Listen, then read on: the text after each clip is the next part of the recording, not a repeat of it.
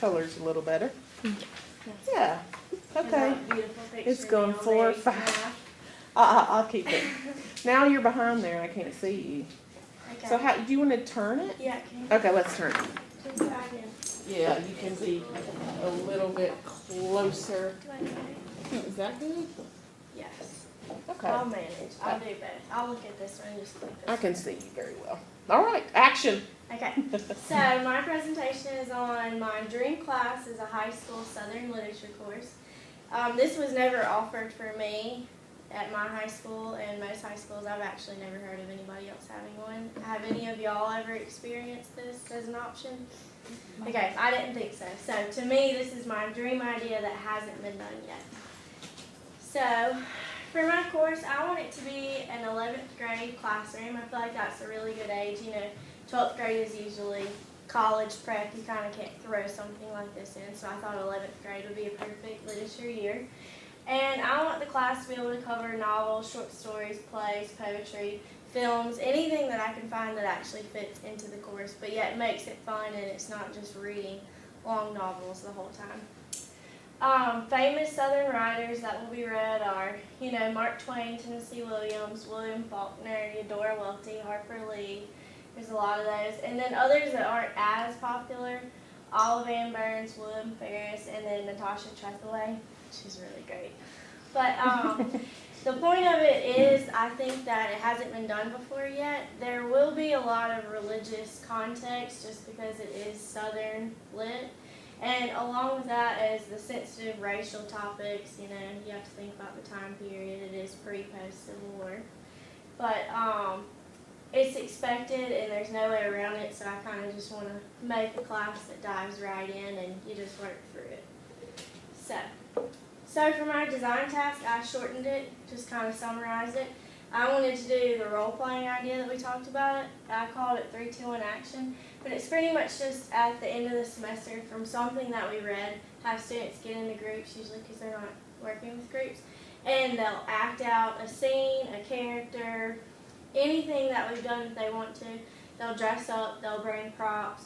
There will be a rubric. Half of it will be graded on, you know, just their participation and putting in the effort of props and costumes, using the right dialect, just making it fun, and then actually following the scene of what they're supposed to be acting out. So it'll be kind of like a fun thing, but yet at the same time, did you hit it right? Did it follow? So, okay. These are my research questions.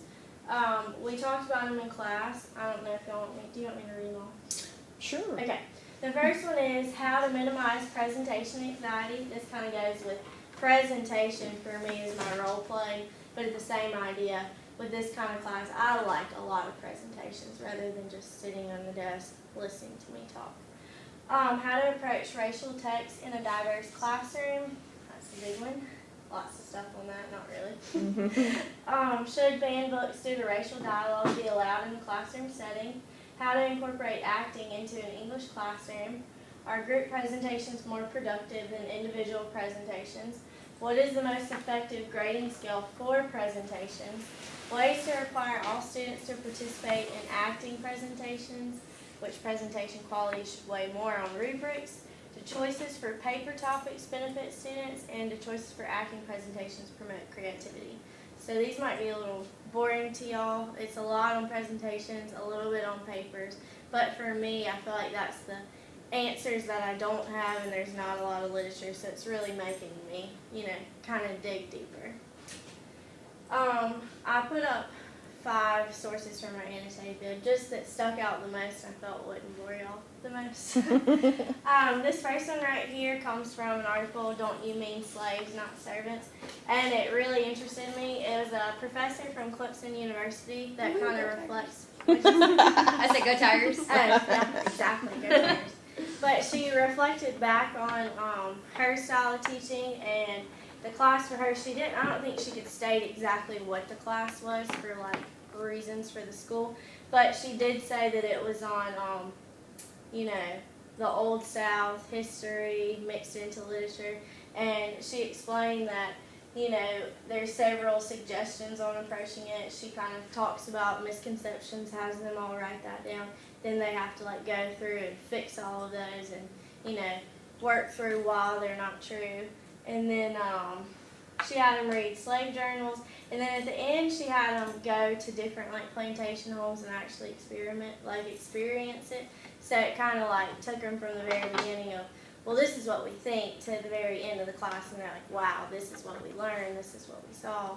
So it just really was important to me. I felt like it was great, her suggestions, and it says they might not work, but at the same time, she does give a personal account of this is what worked for me after years of figuring it out.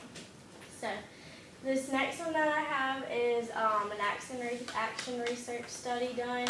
And it talks about stress and anxiety, and that was one of my questions with presentations. A lot of students, and I want all of them to participate instead of one person putting it all together and then one person just does the role playing. I want everybody to do that, and I feel like that's a great opportunity to work through that stress and anxiety, but I do understand everybody has it. So this one actually talks about using Olivia, I think it's good, I don't know how to say it, you might know Sabrina, but it's postmodern art principles, and it talks about bringing creativity into the classroom to actually work with stress and anxiety. And they gave the students, they call them visual journals, but they pretty much had different things that they could work through, and they worked on them every day as much as they wanted to. But pretty much it was just as creative as possible, put down all of your thoughts and emotions, and it kind of helped them get all that out. So whenever it came time to present, they were ready and their minds were clear. And from this study, it really seemed to help, and it benefited them for several reasons. So, okay, this next one, it's an article a teacher writes on her attempts to incorporate multicultural text. This is pretty much an example of what went wrong and what she couldn't fix, but you learn from that too.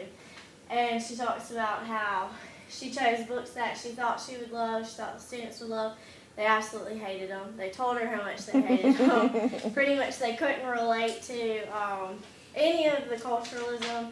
They didn't like how their behavior was. They pretty much judged everything that went wrong, and she really struggled with this class. But instead of just throwing the towel and being like, okay, we'll read whatever y'all want, she had them actually look through of why they felt this way.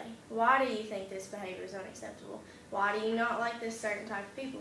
So it actually made them, reflect on their beliefs, their morals, where these misconceptions come from. And at the end, she said that it actually did help. She doesn't have to actually like these books again, but they did actually learn how much reflection benefits in the classroom, and they worked through that together, which is a feeling I think I'll have. Okay, and then this study right here talks about promoting creativity once again, and it pretty much was just surveys done where students talked about the teachers that encouraged them the most, and it seemed like encouragement and creativity were, I don't know the word for it, I'm not good at this, proportional, proportional, that's the right word, where they actually related, and the teachers that encouraged the most also brought creativity into the classroom. And a neat little thing, it talks about highly creative students had more favorable attitudes towards encouragement rather than students that were low creativity, which is kind of neat to me because you always talk about how to encourage your students. You think all of your students want encouragement, but this study actually showed that some students don't relate to that at all.